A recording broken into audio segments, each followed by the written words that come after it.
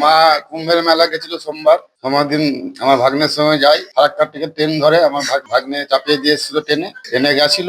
মঙ্গলবার ওখানে পৌঁছে ফোনও করেছিল যে আমরা নেমে গেছি, রাস্তায় হাঁটছি।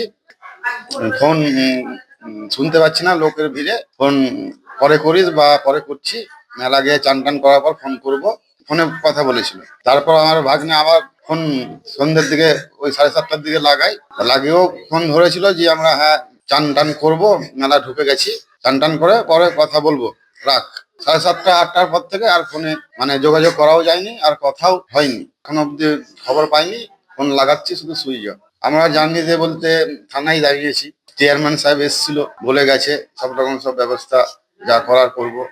আমরা আশঙ্কা করতে, আমরা তো খবরে দেখেছি মেলাতে তো ভয়াবহ একটা দুর্ঘটনা হয়েছে।